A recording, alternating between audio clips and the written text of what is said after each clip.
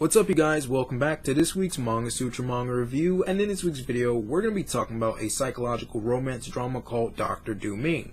Now, Dr. Ming is from the same creators as Aisha's Secret, and if you haven't seen my video on it, Aisha's Secret is the most aesthetically pleasing manga that I've ever read. It has a great plot with solid plot twists, and it has a very rich setting in which the manga takes place. Now, whether Dr. Ming can live up to those standards, we'll see at the end of this video. Now, Dr. Ming is about our main character, Ming, who is a medical student who is sitting on the roof, who encounters a young woman who is also a medical student, 2 years his senior, Zhang. Now, Ming and Zhang instantly hit it off, and they have this strong attraction to one another. They find themselves both drawn to one another's mysterious qualities. Now, fast forward, Ming is an anesthesiologist working at the hospital when he receives a phone call that informs him that Zhang has committed suicide a week ago. Now, Dr. Ming is an alternation between the flashbacks of Zhang and Ming's relationship and their interactions with one another, and Ming's actions in the current timeline of the manga. Now, the character transformation that we see in Ming from this apathetic medical student to this cold, calculated, twisted sociopath is stunning. And I think Zhang had Ming pegged correctly from the beginning. She said that there was a darkness about him, but she also said that he was pure. And I think Zhang was like us readers. We saw Ming's external darkness. We saw it as a metaphorical darkness. We didn't really take his interest or his view towards life too seriously. But I think towards the middle of the manga and towards the end of the manga, we truly see the inner darkness that is inside of Ming. And I think when Zhang said that Ming was pure, that purity, it didn't mean pure light. It didn't mean that he was purely a virtuous person, but that deep inside of him, there was just pure darkness. Just pure darkness towards the end of the manga. That's all we can really see in Ming's actions. However, I'm not going to be so swift to demonize Ming. His actions were reprehensible and monstrous, no doubt, but I think they weren't performed out of a sense of malice. They were performed out of a sense of devotion and to honor Zhang's life, to honor Zhang herself, and to honor the perspective that she held on life. And we see that towards the end of the manga when he says the exact phrase that Zhang said at the beginning of the manga, that nobody in this world is pure. Now, as for Zhang and Ming's relationship, it is romantically tragic. They clearly have chemistry for one another. It is clearly a very strong relationship, and I clearly shipped it. However, Zhang viewed herself as impure, as, used goods, and she thought that she wasn't good enough to be with Ming, that he deserved someone better than her. And it was just one of those, it's just not meant to be type of romances.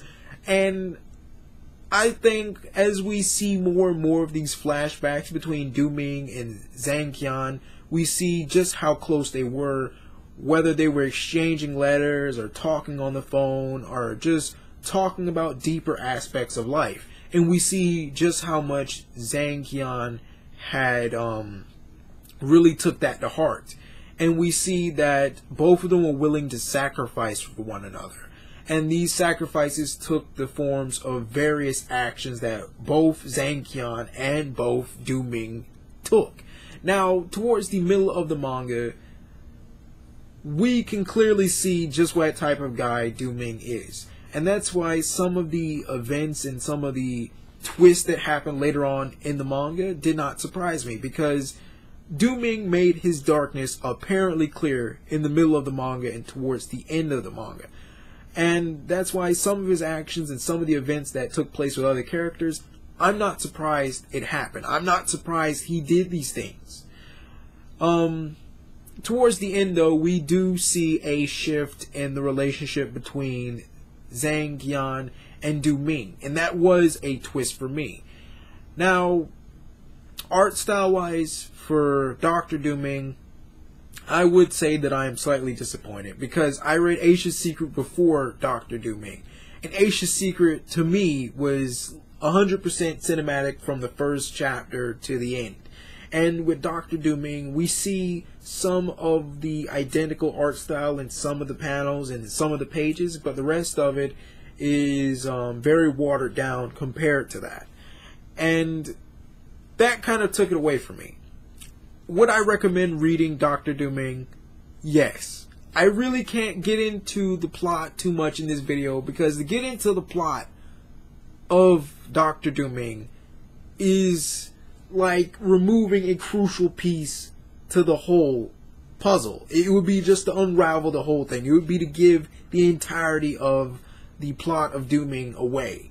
Now, it is a psychological mindfuck, but it is a foreseeable and predictable psychological mindfuck.